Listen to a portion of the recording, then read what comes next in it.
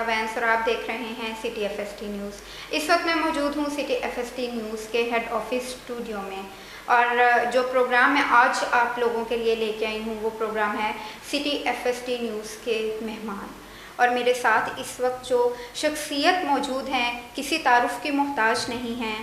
M S رہے ہیں D H Q hospital Faisalabad کے، اور اب موجودہ ایم ایس ہیں مجاہد ہاسپٹل فیصل آباد کے۔ اسی کے ساتھ ساتھ میڈیکل فیلڈ کے ساتھ ساتھ ان کا جو سیاسی تعلق ہے وہ ہے جماعت اسلامی کے ساتھ، اور یہ کینڈیڈیٹ بھی ہیں جماعت اسلامی کی طرف سے ایم پی اے کے، اور جو ان کا حلقہ ہے وہ ہے پی پی 110۔ اور اگر ان کا نام کی بات کی جائے تو ایک بہت بڑا نام ہے جماعت اسلامی میں بھی اور میڈیکل فیلڈ میں بھی، ڈاکٹر خالد فخر صاحب۔ تو آئیے ان سے بات کرتے ہیں۔ السلام علیکم سر۔ وعلیکم السلام ورحمۃ اللہ وبرکاتہ۔ سر، سب سے پہلے میری اور میری ٹیم کی جانب سے city F S T news کے اسٹوڈیو میں آپ کو خوش آمدید کہتے ہیں، اور اسی کے ساتھ ساتھ رمضان المبارک کا مہینہ بہت بہت مبارک ہو، اور آپ کا بہت ہم پوری ٹیم کی طرف سے شکریہ ادا کرتے ہیں کہ آپ ہمارے اسٹوڈیو میں تشریف لائے۔ تو سر، آپ کو کیسا لگا یہاں کے؟ بسم اللہ الرحمن الرحیم۔ میں سٹی ایف ایس ٹی جو ماشاءاللہ ایک بہت ایک نام ہے، اور جو الیکٹرل میڈیا میں الحمدللہ ایک نام انشاءاللہ پیدا کرے گا، اور میں نبیل صاحب و تمام ٹیم کا شکر گزار ہوں کہ مجھے آپ نے یہاں مدعو کیا، اور میں بڑے اچھا محسوس کر رہا ہوں۔ اور یہ رمضان مبارک سے آپ نے مجھے مبارکباد دی، میں یہ تمام امت مسلمہ کو مبارکباد دیتا ہوں کہ ہم خوش قسمت ہیں کہ اللہ تبارک تعالیٰ نے ہماری زندگیوں میں یہ ماہ مبارک ہے جو نیکیوں کا ہے، بہار ہے، بیسیکلی رحمت ہے، مغفرت ہے، یہ جہنم سے آزادی کا مہینہ ہے۔ میں بھی ساری اپنے آپ کے توسط سے تمام لوگوں کو جو ہے مبارکباد پیش کرتا ہوں۔ جی، تو ناظرین، ڈاکٹر خالد فخر صاحب کی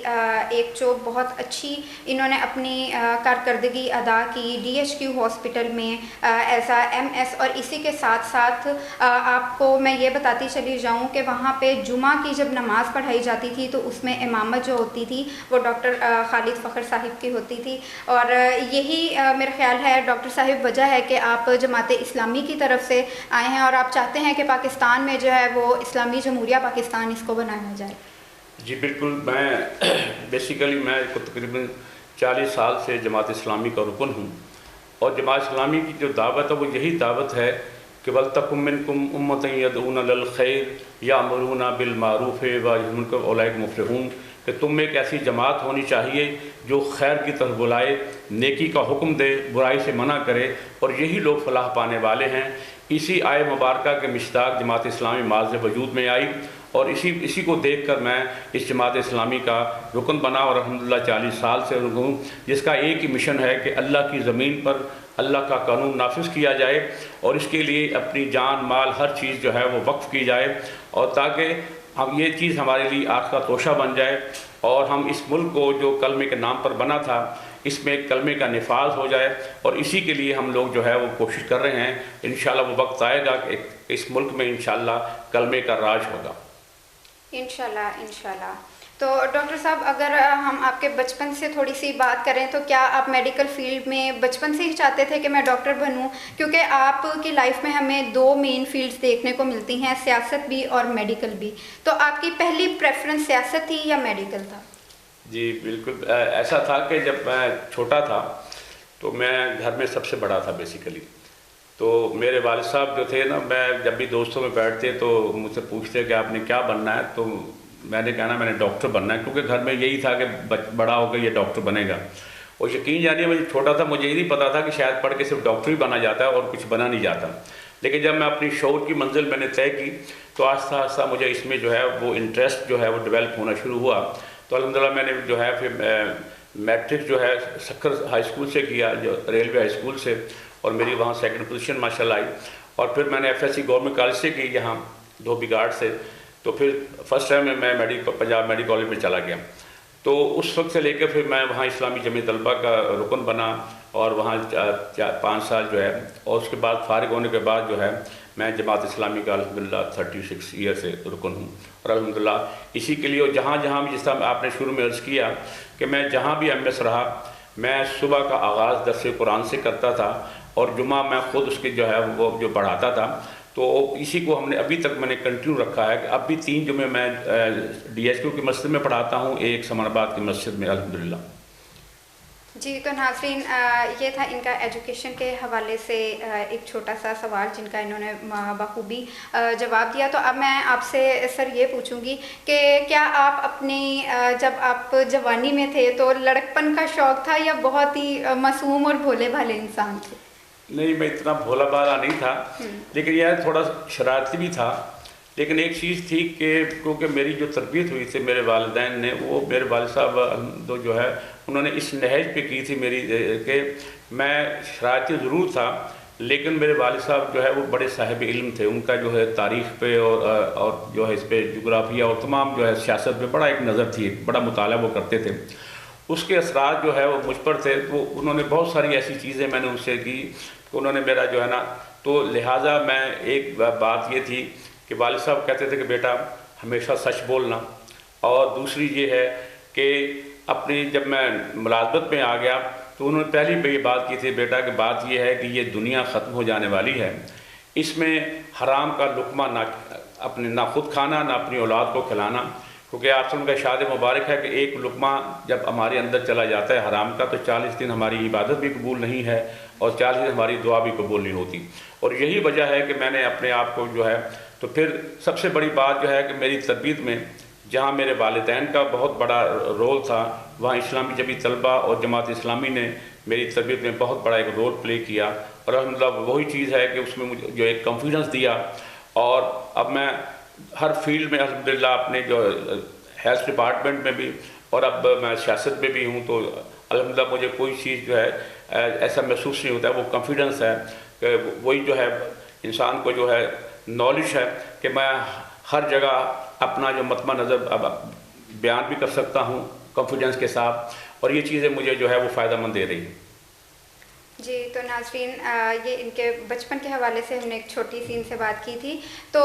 سر میں یہ آپ سے پوچھنا چاہوں گی کہ جس طرح پاکستان کے اس ٹائم موجودہ حالات جا رہے ہیں، دیکھا جا رہا ہے کہ بہت سارے گورنمنٹ ہاسپٹلس میں مریضوں کو مشکلات کا سامنا کرنا پڑتا ہے، اور آپ نے تو جب تک ایز اے گورنمنٹ جاب کی وہاں پہ سول ہاسپٹل میں، وہاں پہ مجھے جو سننے کو ملا وہ یہی ملا کہ ڈاکٹر خالد فخر صاحب جو ہیں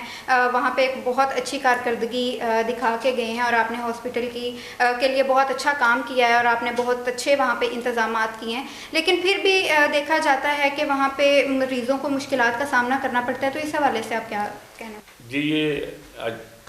اللہ کا شکر ہے کہ فیصل آباد میں جتنے ہاسپٹل ہیں ان میں جو ہے بس جیسے الائٹ ہاسپٹل کا بند سینٹر ہے وہ 6 سال سے نہیں بن پا رہا تھا، تو الحمدللہ وہ 6 ماہ کی مدت میں بنا کے پھر مجھے یہ چلڈرنس تک ذمہ داری دے دی گئی، وہ 8 ماہ میں اسے ہم نے چلا دیا۔ پھر صاحب مجھے سمن آباد دے دیا گیا، اسے پھر 50 بیڈ سے 250 بیڈ کا بنایا، اس کے ساتھ ہی مجھے تیسرا ہاسپٹل جو ہے حسیب شہید دے دیا گیا۔ تو میں ایٹ اے ٹائم جو ہے چلڈرن کا بھی MS تھا، چلڈرن ہاسپٹل کا، سمن آباد بھی، حسیب شہید، اور جب میں DHQ کا MS تھا ساتھ میں چلڈرن ہاسپٹل بھی تھا، تو اس لیے مجھے جو ہے وہ ٹرپل MS کہا کرتے تھے۔ تو بات یہ ہے کہ یہ اسی طرح جڑ والا ہاسپٹل 50 سے 100 بیڈ کا بنوایا۔ تو یہ اصل چیز جو ہے کہ جب انسان جو ہے اس کا ویژن ہو اور اس کو امپلیمنٹ کرے، اور گورنمنٹ سیکٹر میں جو ہے بجٹ کی کوئی ایسی کمی الحمدللہ نہیں ہوتی، تو لیکن میں جس کام کی فیزیبلٹی بنا کے جاتا تھا، وہ سیکٹری ہو یا وزیر صحت ہوتے تھے، وزیر اعلیٰ، تو وہ مجھے پورے جو ہے اس کا جو ہے بجٹ دے دیا کرتے تھے۔ اور یہی وجہ ہے کہ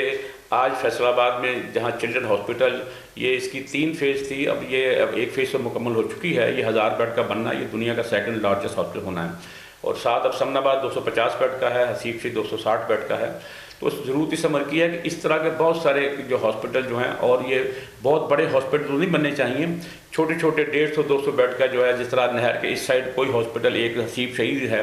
اس جیسے بہت سارے جو ہے، اور خاص طور اسپیسیفائڈ جو ہے میٹرنٹی ہوم اور کڈنی کے ہاسپٹل، اس طرح مختلف جو ہے چھوٹے چھوٹے ہاسپٹل بنانے چاہیے تاکہ ان کی اپروچ بھی ایزی ہو اور انہیں کنٹرول کرنا بھی آسان ہو۔ جی بالکل، ڈاکٹر صاحب نے جیسے کہا کہ چھوٹے چھوٹے ہاسپٹلس جو ہیں وہ بنانے چاہیے تاکہ ایمرجنسی کے لیے جو ہے اپروچ پیشنٹ کی ہے وہ وہاں تک جو ہے وہ پاسبل کی جا سکے۔ تو ڈاکٹر صاحب، سیاست کے حوالے سے جس طرح آج کل پاکستان میں الیکشنز کی ڈیٹ اناؤنس ہو چکی ہوئی ہے، تو آپ اس پہ کیا روشنی ڈالیں گے؟ آپ کا بڑا اچھا سوال ہے۔ دیکھیے جی، सियासत बेसिकली एक इबादत का नाम है, लेकिन हमारे मुल्क में सियासत को गाली बना दिया गया है। उसकी वजह बेसिकली ये है कि हम देखते हैं कि इस हमारा मुल्क जब बना था, क़ादी आज़म रहमुल्लाह, अल्लामा इकबाल, ये तमाम लोगों के जिसमें जो हाथ है वो भी सियासतदान थे, लेकिन उनकी ज़ुबान से कभी किसी ने झूठ नहीं सोचा। यही जो 3 चीज़ें हैं जो इस्लाम भी जिस पर जोर देता है कि जो सियासतदान है, जो सियासत करता है, वो सच्चा होना चाहिए, वो अमानतदार होना चाहिए और वो वादे का पक्का होना चाहिए, वो साहिब इल्म होना चाहिए। यही वो खुसूसियात हैं जो हमारा दीन भी हमें बतलाता है, और यही वो चीज़। तो आजकल जो है ये एक कारोबार बन चुका है बेसिकली, और जमात इस्लामी जो है जहाँ अब तक इक़्तिदार में तो नहीं आई, लेकिन हम जहाँ भी आए हैं, KP में आए हैं, हमारे जितने MP MNA सेनेटर हैं, अल्लाह का शुक्र है किसी के दामन पे भी जो है कोई भी करप्शन का दाग नहीं है। और हम देखते हैं, और यही वो चीज़ है, इन्हें देखकर जो है हमने इंसेंटिव पकड़ते हैं। और जमात इस्लामी जो है क्योंकि अल्लाह की ज़मीन पर अल्लाह के निज़ाम का नाफिज करना चाहती है, और अल्लाह की मखलूक की मदद करके उनसे अल्लाह की रज़ा हासिल करना चाहती है। हम सब का मतबा नज़र यही है कि हम अपने रब को राज़ी कर लें, और जब हमारा रब राज़ी हो जाए और ताकि हमें जन्नत मिल जाए। और इसी वजह से जो है आज जिस तरह सियासतदान जो हैं हम देखते हैं कि वो दिनों में उनकी जो है वो करोड़पति बन जाते हैं, और आज हम जैसे देख रहे हैं। और इस मुल्क में जितनी भी जमातें आई हैं उसने जो है हमारी कौम को जो है मुख्तलिफ नारों लगा के जो है अपने पीछे लगाया, और किसी ने रोटी कपड़ा और मकान का नारा लगाया, ना किसी को रोटी मिली ना कपड़ा और मकान, और किसी ने आगे कहा कि ये हम इसको जो है यूरोप और अमेरिका बना देंगे, ना वो यूरोप बना सके, हालांकि हम तो मक्का और मदीना बनाना चाहते हैं। और तीसरे ने आकर ये कहा कि हम इसे रियासत मदीना सानी बनाएंगे, और आपके सामने है कि ये रियासत मदीना वो किस तरह बन सकती है कि जब उसने कहा था कि मैंने सच बोलना है, और सच उसने ये कहा था कि मैं 1 करोड़ जो है नौकरियां दूंगा और 50 लाख घर दूंगा। तो बात ये है कि यही वो चीज़ है कि जब सियासतदान जो अब उसको चाहिए कि अपनी ज़ुबान से जो बात निकाले उसे पूरी करके दिखाए, वगरना वो रेफरेंस बन जाएगा। अभी मैं बाहर बैठा हुआ था, मैं कर रहा था कि हमारे जो सियासतदान हैं उन्होंने एक दूसरे को जिस तरह लेग पुलिंग करते हैं और जो ज़ुबान इस्तेमाल करते हैं, ये हमारा दीन इसकी इजाज़त नहीं देता। यही चीज़ है कि आज जो हालात जो हमारे मुल्क के बने हैं, इतनी पोलराइजेशन हो चुकी है कि यकीन जाने के दूसरे का को नाम सुनना पसंद नहीं करता। ये जो रवादारी है, बर्दाश्त का मादा है, वो आहिस्ता आहिस्ता ख़त्म हो चुका है। ज़रूरत इस अमर की है कि हम तमाम को देखो, हमारा जो दीन है ना, ये दीन सबको इकट्ठा करने के लिए, आप समझाया कि मैं सबको अपने सीने से लगाने के लिए, जोड़ने के लिए, तोड़ने के लिए नहीं आया। हमने अगर हम अगले इंसान की नेकी पर नज़र रखें, बुराई पर नज़र रखें, तो हमारे दिल में उसकी इज्जत बढ़ेगी। हमारा ये जो है मामला ये है कि हम लोग अगले की बुराई पर नज़र रखते हैं, अच्छाई को हम भूल जाते हैं। और यही वजह है कि आज जो है जिस तरह हम दस्तो गिरेबान हैं, तो जमात इस्लामी जो है उसकी जो है अब का भी देखिए कि आपने सिराज साहब कहा कि इमरान से उनसे उसके पार्टी से मुलाकात हुई कि आप अगर सब चाहें तो हम बैठ के जो है किसी नुक्ते पे इकट्ठे हो सकते हैं, वरना अगर हम इसी तरह दस्तो गिरेबान हुए तो हमारे ये मुल्क के भी नुकसान है, और हमारी आवाम जो महंगाई के उसमें पिस रही है। आज देखिए कि गरीब आदमी क्या सफ़ेद पोश जो है उसका ज़िंदा रहना मुश्किल हो गया है, उसकी खाने पीने की आम जो चीज़ है उसकी दस्तरस से बाहर है। और हमारे जो हालात जो हैं, हमारा डॉलर कहाँ 300 को क्रॉस करने का लगा हुआ है। और पहले तो लोग कहते थे कि जी हम चलो गरीब आदमी दाल खा लेगा, अब तो दाल भी मसूर की 900 से ऊपर है, सब्ज़ी भी जो है वो हाथ नहीं लगाने देती। तो असल जो चीज़ है, इन तमाम सियासतदानों को ये सियासत इस तरह करनी चाहिए कि हम पहले कम अज़ कम अपना मंशूर, अब जमात इस्लामी ने अपना मंशूर जो है वो पेश कर दिया है। हमारा यही मंशूर है कि हम सबसे पहले गुरबत का खात्मा करेंगे, और जो पढ़ लिख के लोग जो आगे आएंगे, जो ग्रेजुएट पोस्ट ग्रेजुएट होंगे, उनको वज़ाइफ देंगे, और जो हमारी ज़मीनें बेआबाद हैं उन्हें आबाद करके इन्हें जो है पोस्ट स्टूडेंट होंगे उनको हम इंशाल्लाह देंगे, और लोगों को कर्ज़े हसना देंगे। ये हुकूमतें जो हैं लोगों को भिखारी बना देती हैं। ये बेदरी प्रोग्राम 1000, 2000, 5000, इससे क्या किसी का बनता है। ज़रूरत इस अमर की है कि हम इसको कैटेगराइज करें, और जो सबसे लोस्ट जो तबका है उसके लिए कर्ज़े हसना का इंतज़ाम करें, 1 लाख से लेके 5-10 लाख तक, ताकि इन लोगों को पाँव पर खड़ा करें। और यही वो चीज़ है बेसिकली कि जिससे हम अपने मुल्क को, जो अपनी कौम को जो है अपने पाँव पर खड़ा कर सकते हैं। और ये जो है ये دسترخوان لگانے سے دوسرے اس طرح سے غربت نہیں ختم ہو سکتی. اس کے لیے ضروری ہے کہ جس طرح دیکھیے عام آدمی پارٹی انڈیا میں وہ ہندو ہے، لیکن اس نے 300 یونٹ جو ہے اپنے جو فری کر دیے ہیں، تعلیم اس نے فری کر دی ہے، ٹرانسپورٹ سے فری کر دی ہے، اور وہ جو ہے انٹرسٹ فری جو ہے لون دے رہا ہے. تو وہ اگر کر سکتا ہے، یقین جانیے ہمارا جو ملک ہے اس کے اتنے وسائل ہیں، اس کے جو موسم ہیں، گرمی سردی تمام خزاں، اور پہاڑ ہیں، دریا ہیں، سمندر ہے، یہ اتنے وسائل والا ملک ہے. اور یہ ایک جو اسرائیل ہے جو نظریے پہ بنا، اور ایک یہ ملک پاکستان ہے، یہ کلمے کی بنیاد پر. یقین جانیں اگر یہاں ہمارے حکمران اللہ سے ڈرنے والے اور اللہ کے رسول صلی اللہ علیہ وسلم سے محبت کرنے والے آ جائیں تو یقین جانیے 10 سے 15 سال میں اس کی جو ہے وہ کایا پلٹ سکتی ہے اس ملک کی. اور انشاءاللہ وہ دن دور نہیں ہے کہ جس جذبے کے ساتھ جماعت اسلامی جو ہے آگے آ رہی ہے، کراچی کا دیکھ لیجئے، گوادر کا دیکھ لیجئے، اور باقی جو بھی دیکھیے کہیں سیلاب آتا ہے، کہیں زلزلہ آتا ہے، اور وہ جماعت کے جو کارکن سب سے پیش ہوتے ہیں. انشاءاللہ اگر لوگوں نے ہم پر اعتماد کیا تو انشاءاللہ ہم انہیں مایوس نہیں کریں گے، اور ہم جو اس طرح ہمارا جو منشور ہے اس کو ہم اپنی ٹرو سپیڈ پہ جو امپلیمنٹ کریں گے، اور وہ دن دور نہیں ہے جب ہمارا ملک جو ہے دنیا میں ایک اس کا نام ہوگا انشاءاللہ. انشاءاللہ. تو ڈاکٹر صاحب جس طرح ہمارے ملک میں جتنے بھی سیاستدان ہیں ان میں یہ ڈپلومیسی ہے، دوگلا پن نہیں یہ چھوڑتے، ایک دوسرے کی ٹانگ کھینچنے میں رہتے ہیں. تو آپ کو مطلب آپ کا اس حوالے سے کیا کہنا ہے کہ اگر ہم ایک ہو جائیں تو جو جنگ ہم 10 سال میں جیت ہم حاصل کرنا چاہتے ہیں وہ ہم 2 سال میں کر سکتے ہیں اگر ہم ایک ہو جائیں تو؟ ہر پاکستانی جو دردی رکھنے والا ہے اس کی یہی سوچ ہے کہ یہ جس طرح ہم لوگ ایک دوسرے کے دستوں گریبان ہیں، نہیں میں یہ نہیں ہو سکتا کہ سارے ایک ہو جائیں، نہ ایک ہوں، اپنی اپنی پارٹیوں میں رہیں، اپنے اپنے منشور کو جو ہے وہ لوگوں تک لے کے جائیں، تاکہ جو جس کو اچھا پسند آئے تو اس کو لوگ ووٹ دیں، سپورٹ دیں، وہ اقتدار میں آئے اور اسے امپلیمنٹ کر کے دکھائیں. منشور سب کے ہیں، لیکن یہ کئی دفعہ یہ لوگ حکومت میں آئے لیکن اپنے منشور کو امپلیمنٹ نہیں کر سکے. تو ضرورت اس عمل کی ہے کہ ہم جو ہے برداشت کا مادہ ہمارے اندر ہونا چاہیے. ایک دوسرے کو جس طرح ہم دست و گریبان ہیں، یہ جو گالی گلوچ والا جو کلچر ہے یہ ختم ہونا چاہیے. دیکھیے بات وہی ہے کہ اللہ کے رسول صلی اللہ علیہ وسلم نے ارشاد فرمایا کہ منافق کی 3 نشانیاں ہیں: بات کرے گا تو جھوٹ بولے گا، وعدہ کرے گا تو توڑے گا، امانت میں خیانت کرے گا، اور چوتھا بھی فرمایا کہ جب کوئی لڑائی جھگڑا ہو جائے تو حد سے گزر جائے گا. یہ وہ 4 نشانیاں جو آپ صلی اللہ علیہ وسلم ایک منافق کی بتلائی ہیں وہ بدرجہ اتم ہمارے سیاستدانوں میں آج کل موجود ہیں. تو ضرورت اس عمل کی ہے کہ یہ جو چیزیں ہیں کہ لیڈر جو ہے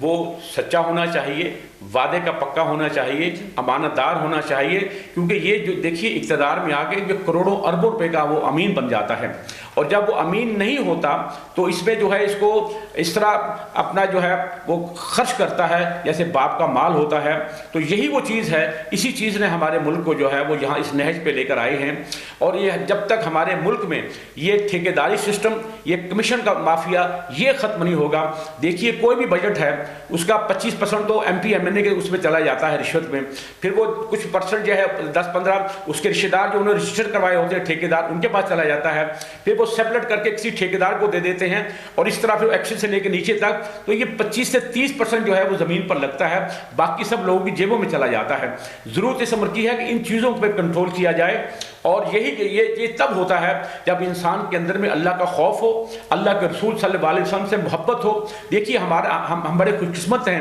کہ ہمارا آپ صلی اللہ علیہ وسلم کی ذات مبارکہ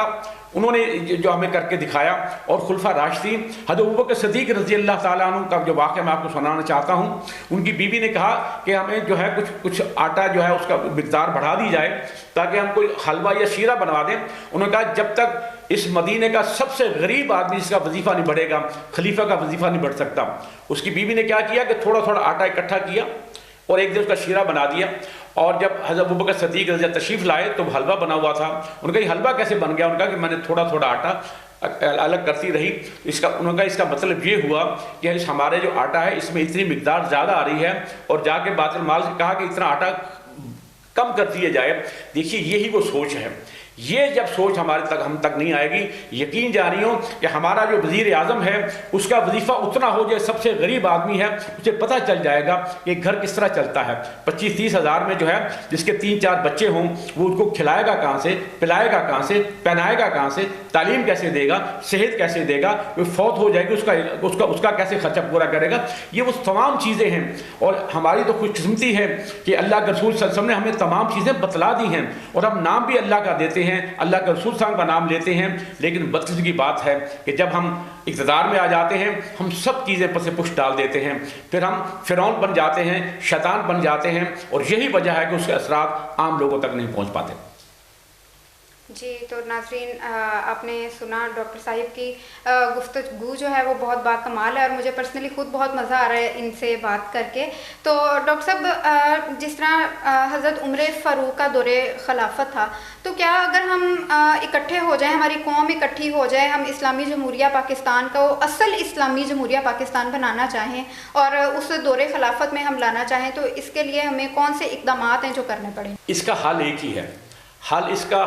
ہر عوام کے، ہر فرد کے ہاتھ میں ہے. دیکھیے ہمارے ہاتھ میں سب سے مضبوط جو طاقت ہے نا وہ ووٹ کی طاقت ہے. ووٹ ایک جہاں امانت ہے وہاں ایک گواہی بھی ہے، ایک شہادت بھی ہے. اس لیے قرآن نے کہا نا کہ تم امانتیں اہل امانت کے حوالے کر دو، اور یہ جو ہے گواہی ہر انسان آپ سے فرمایا کہ نگران بنا کے آیا ہے دنیا میں، اور اس کی ریت ہے، اور قیامت والے دن اس کے بارے میں پوچھا جائے گا. میں ایم ایس ہوں مجاہد ہاسپٹل کا، وہ میری ریت ہے. میں ڈی ایچ او کا ایم ایس تھا، وہ میری ریت تھی. اور یہی وہ چیز تھی، یہی وہ بات تھی جس کی وجہ سے میں جہاں جہاں بھی ایم ایس ہوتا تھا صبح کا آغاز تفسیر قرآن سے کرتا تھا، جمعہ پڑھاتا تھا کہ مجھ سے میرے رب نے پوچھنا ہے. تو اس لیے میں کہتا ہوں ہماری عوام جو ہے، ہمارے سیاستدانوں کو تو اللہ ہدایت دے، وہ ممکن نہیں ہے، لیکن اگر ہماری عوام یہ سمجھ لیں، فیصلہ کر لیں کہ ہم نے ووٹ دینا ہے، ان کو دینا ہے جو اللہ رسول سے محبت کرنے والے ہیں، تو یقین جانیے ایسے لوگ جب آئیں گے تو پھر یہ حضرت عمر فاروق رضی اللہ تعالیٰ کا دور بھی آ سکتا ہے، جو وہ گلیوں میں گھما کرتے تھے کہ کوئی تکلیف میں نہیں ہے. وہ یہ کہا کرتے تھے اگر کہ کوئی کتا بھی پیسہ مر گیا اس کا بھی رب کو مجھے حساب دینا پڑے گا. اور یہی وہ چیز ہے، جب تک یہ چیز نہیں آئے گی، بات یہ ہے کہ ہمارے جتنے سیاستدان ہیں یہ سونے کا چمچ لے کر پیدا ہوتے ہیں. نہ انہوں نے غربت دیکھی ہوتی ہے، نہ انہوں نے جو ہے اپنا کوئی اور مسائل جو دنیا کے ہیں وہ دیکھے ہوتے ہیں، اور یہ نام غربت کا لیتے ہیں. دیکھیے یہ ماہ رمضان جا رہا ہے، اس میں اللہ تبارک تعالیٰ یہ حکم دیتا ہے کہ تم یہ روزے پچھلی امتوں میں بھی اس امت میں فرض کیے گئے ہیں تاکہ تم تقوی اختیار کرو. اس لیے تقوی کہ یہ جو ہے تاکہ ہمیں پتہ چلے کہ بھوک کیا ہوتی ہے، پیاس کیا ہوتی ہے، اور جو غریب غربا ان کی ضرورتیں کیا ہوتی ہیں، تاکہ یہ تربیت انسان کی ہو جائے اور اس کا جو اثرات ہیں اگلے 11 مہینے انسان پر رہے. اور یہی وہ چیز ہے. اس کے ساتھ ساتھ جو ہے نوافل کا بھی آپ صلی اللہ علیہ وسلم نے فرمایا کہ نوافل روزوں کا بھی اہتمام کیا کرو تاکہ تم میں تقوی کا جو لیول ہے وہ قائم و دائم رہے. اور آپ صلی اللہ علیہ وسلم پیر و جمعہ کا روزہ رکھا کرتے تھے.